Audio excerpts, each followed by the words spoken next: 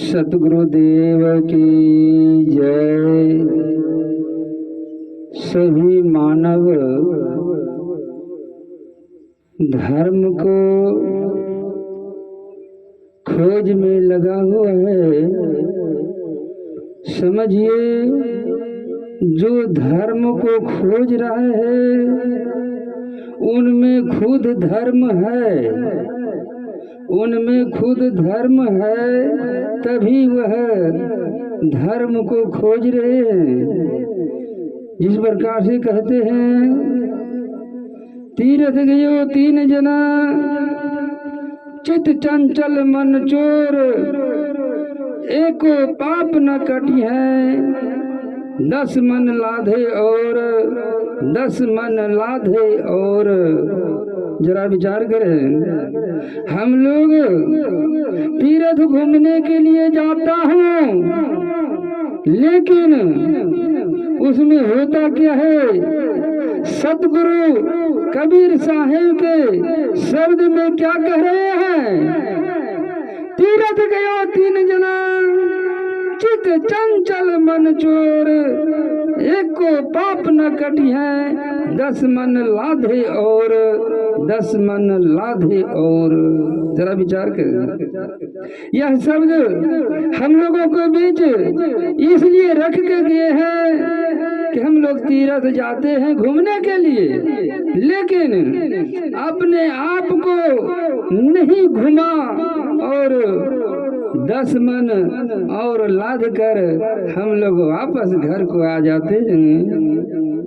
यह 10 मन है कौन सा है चीज जो कि मैं 10 मन और लदा कर आ गया हूँ? देखिए, इसमें विचार करने का, इस शरीर का उपमा देकर संत गुरुजन बताते हैं, इसमें 10 मन और क्या लदा गया है। जिस प्रकार से काम क्रोध लोभ मोह अहंकार ये 5 हुआ, चोरी झूठ व्यभिचारी हिंसा हिंसा नशा हिंसा, ये सब और लदे हुए रह गए। तो शब्द कहता है कि 10 मन और लाद कर मैं वापस आ गया। इसे घूम जाने का अर्थ क्या है? अपने आप को घूम जाने का अर्थ होता है दया, क्षमा, शील, संतोष, स्वभाव। इस तीर्थ में मैं आ गया, उस तीर्थ को छोड़ करके इसमें मैं आ गया, अपने आप को आध्यात्मिक की ओर घूम गया। यही तो तीर्थ घूमने का सार्थक होता है। आध्यात्मिक में आ जाना, तरह तरह का हम लोग तीर्थ में देख लेते हैं, घूम लेते हैं, लेकिन अपने आप को घुमा नहीं पाते हैं, अपने आप को आध्यात्मिक में ढाल नहीं पाते हैं। व्यर्थ में समय हम लोग गमा कर यूं ही इस 84 में भोगतना पड़ता है। संत गुरुजन कहते हैं, यह 84 से ऊपर उठ जाने के लिए संत गुरुजन भेद बतलाते हैं। 84 से 85, 86, 87 की ओर चलिए, सतलोक की ओर चलिए, ऐसा नहीं। यह 84 से नीचे 83, 82, 81 की ओर चल जाते हैं मनुष्य। लेकिन वही विवेकी होता है, जिस प्रकार से विवेकी गुरु और शिष्य, गुरु और चेलवा दोनों, अगर शिष्य होशियार रहते हैं, ज्ञानमान रहते हैं, तो गुरु चेला दोनों में समझिए गुरु भी ज्ञानी है, शिष्य भी ज्ञानी है, तो समझिए वह मित्र का तुल्य है। जिस प्रकार से बेटा अपने लेवल, पिता के लेवल में ज्ञानी हो, या किसी प्रकार की अपने पिता के लेवल में आ जाने के बाद उसे 4 शब्द से संबोधित हम लोग संत गुरुजन बताते हैं, वह दोस्त भी है, मित्र भी है, साथी भी है। देखिए ऐसी विचार जिन व्यक्ति में आ जाएगा, गुरु और पुत्र और बेटा, गुरु और शिष्य दोनों में कोई अंतर नहीं होगा। अगर गुरु ज्ञानी है, शिष्य ज्ञानी है, पुत्र ज्ञानी है, पिता ज्ञानी है, तो वह समझ लेगा दोस्त मित्र यह किसी में अंतर नहीं समझेंगे। तो वह शिष्य जो था गुरु जी का बहुत होशियार था, गुरु जी के बारंबार पूछताछ करते रहते थे। वह शिष्य चेलवा दो था, गुरु जी को हर वक्त पूछताछ करते रहते थे ज्ञान के बारे में। तो वह शिष्य को एकाएक मन में जग गया, गुरु जी को पूछ डाला है, गुरु जी हे परमात्मा आप यह बतलाइए कि यह छोटी सी मड़वा जो बनाया जाता है, छोटी सी मड़वा जो बनाया जाता है, उसमें 9 किला या 11 किला देता है छोटी सी मड़वा बनाने में। और यह आकाश कितना भूमंडल है, उसमें क्या किला है कि नहीं, खंभा है कि नहीं गुरुजी? गुरुजी कहते हैं चलवा को, शिष्य को कहते हैं देखो शिष्य, अगर तुम यह आकाश का किला देखना चाहते हो कि सिर्फ कान से सुनना चाहते हो? शिष्य बोला चलवा गुरुजी से, नहीं गुरुजी मैं कान से भी सुनना चाहता हूँ और आँख से भी देखना चाहता हूँ गुरुजी। हे गुरुजी आप यह आकाश का किला दिखला दीजिए, खंभा दिखला दीजिए गुरुजी, मैं देख भी लेंगे और सुन भी लेंगे। तो गुरु शिष्य, गुरु जी कहते हैं शिष्य को चलो चलो आकाश का खंभा देखने के लिए। झोली झंखर कमंडल लेकर के, अपना पूरे साधन लेकर के चल दिए। तो गुरु जी जो ही अपने कुटिया से निकला तो गुरु जी कहते हैं है कोई 500 रुपया देने वाला, 500 रुपया कोई देने वाला है? चलवा सोचते हैं, वह शिष्य सोचते हैं कि देखिए गुरु जी का विधान कैसा है, 500 रुपया बंधा हुआ मांग रहा है, इसमें न तो कम और न तो बेसी, सिर्फ 500 रुपया ही मांग रहे हैं। कोई ऐसा विधान होगा कोई देगा कि 500 रुपया ही देगा? तो आगे बढ़ा, उस ग्राम से निकल गया, दूसरी ग्राम गया, दूसरी गांव गया। तो गुरुजी फिर एक शब्द आगे बढ़ा दिया, बोला कि है कोई 500 रुपया देने वाला और 5 जूता सिर पर मारने देने का कोई है व्यक्ति? तो शिष्य सोचने लगा देखो 500 रुपया भी देगा और 5 जूता भी सिर पर मारने देगा, यह मति खराब हो गया है गुरु जी का। अगर कोई गुरु जी पर झपट जाएगा तो हमको भी मार लग जाएगा। कुछ धीरे से पीछे होने लगा, वह शेष गुरु जी से कुछ हटने लगा कि कहीं मार लगेगा तो गुरु जी को लग जाएगा, हम थोड़ा पीछे और रहेंगे तो हम भाग जाएंगे।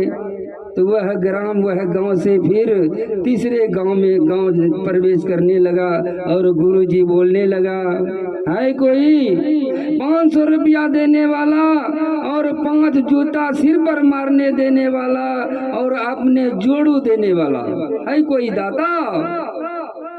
चलवा सोचने लगा अब तो नहीं बचेगा जान, अब जान नहीं बचेगा। तो तीसरे गांव आया तो 3 शब्द और शब्द को बढ़ाते जा रहा है गुरुजी ने, अब तो मार लग ही जाएगा, क्योंकि यह शब्द को आगे बढ़ा रहा है कोई 500 रुपया देने वाला और 5 जूता सिर पर मारने वाला और अपना जोड़ू देने वाला, है कोई दाता? यह तो जबते हुए जा रहा है, अब तो नहीं बचाएगा। और पीछे हो गया शिष्य। तो किसी उसी तीसरे ग्राम में जब तीसरा शब्द रखे तो वह ग्राम में कोई राजन का बेटा उसी टाइम में शादी करके आंगन में प्रवेश किए थे दोनों जीव। और दोनों जीव जब आंगन में प्रवेश करने के बाद वह बाहर में सगे संबंधी कुटुंब चारा जो बैठे थे कुर्सी पर तो आकर के सबों को प्रणाम कर रहे थे। उसी क्रम में बाबा प्रवेश कर रहे हैं और अपने जाप को जप रहे हैं। है कोई 500 रुपया देने वाला और अपना सिर पर 5 जूता मारने देने वाला और अपना जोड़ू देने वाला है कोई दाता। तो वह जो राजन का बेटा था जो शादी करके आए थे वह भी तो ज्ञानी था, वह ज्ञानी था। बाबा के आगे छेक करके आगे जा करके बाबा को प्रणाम किया, दंडवत प्रणाम साहेबंदगी किया और आसन ग्रहण करने के लिए वह राजन जो है आसन ग्रहण करने के लिए बोला कि आसन ग्रहण करिए बाबा, आसन ग्रहण करिए। बाबा बोलते नहीं नहीं, मैं उसी जगह आसन ग्रहण करेंगे जो कि 500 रुपया दे और अपना सिर पर 5 जूता मारने दे और जोड़ू हमको दे। यह दाता अगर मिलेगा तो मैं उसके दरवाजे पर आसन ग्रहण करेंगे। वह राजन बोला कि प्रभु आप दो वरदान तो मैं पूरा कर देंगे, लेकिन एक वरदान मैं आदेश लेकर के आएंगे तभी मैं आपको वचन पूरा कर पाएंगे, क्योंकि वह मेरे धर से अलग की बात है। मेरा धर का जो बात है, मेरा 500 रुपया भी प्रणाम करने का गोड़ा लगने का जो मिला है 500 रुपया जेब में है और मेरा सिर आपके आगे है। आप 2 वरदान मैं तो पूरा कर देंगे, लेकिन तीसरा वरदान जब तक आदेश नहीं लेंगे, मैं मुझसे अभी तो मैं शादी करके आया हूँ, मैं उनसे गप भी नहीं किया हूँ, इसलिए मैं आदेश लेकर मैं आपको कह सकता हूँ 2 वरदान आपका भी वर्तमान में है। तब गुरु जी उस जगह आसन ग्रहण किए और कहा कि जाओ आदेश लेकर के आओ, अगर तीनों वरदान पूरा होगा तब हम रुकेंगे, नहीं तो यहाँ से चले जाएंगे। वह दौड़ कर गया वह अपने पत्नी से पूछने के लिए, तो यूं ही पूछने के लिए जाने लगा तो वहाँ पर दाई माई सगे संबंधी सभी था।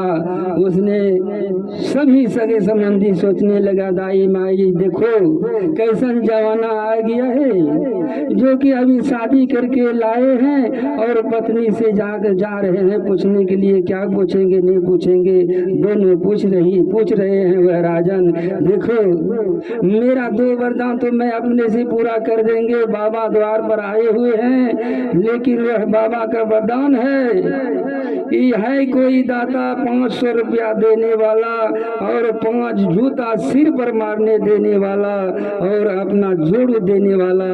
2 वरदान तो मेरे पास है, लेकिन तीसरा वरदान तुम हो।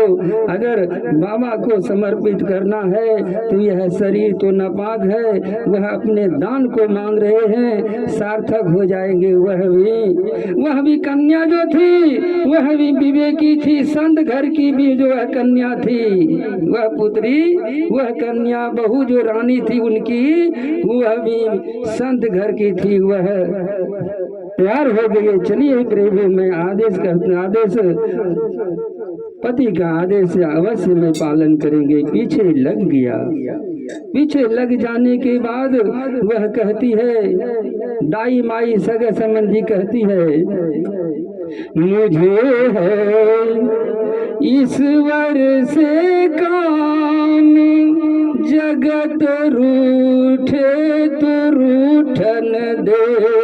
मुझे है ईश्वर से काम, जगत रूठे तो रूठन दे, जगत रूठे तो रूठन दे। वह पुत्री। वह कन्या जो थी वह जगत रूठे तो रूठन दे, मुझे तो काम है एक ईश्वर से।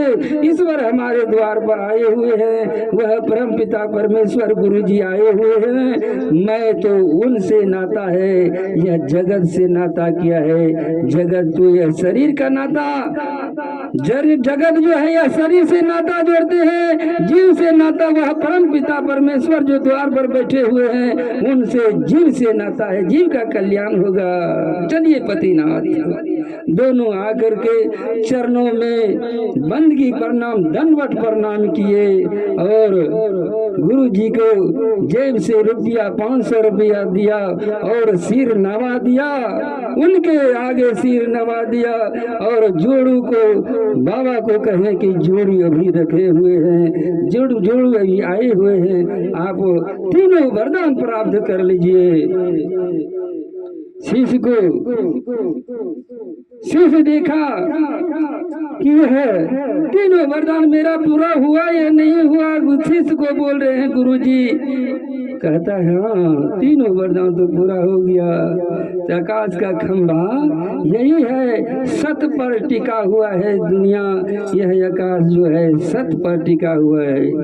हम लोग कहते हैं सत जो है वह विलीन होते जा रहा है, सत विलीन नहीं हो रहा है। सत को हम लोग छोड़ रहे हैं, यह मानव सत को छोड़ रहे हैं। सत कहीं विलीन नहीं होता है, सत बरकरार है। सत को नजदीक हम लोग नहीं पहुंच रहे हैं, असत को धारण करते हैं और सत को हम लोग छोड़ रहे हैं, सत को हम लोग छोड़ रहे हैं। प्रेम से बोलिए सद्गुरुदेव की जय।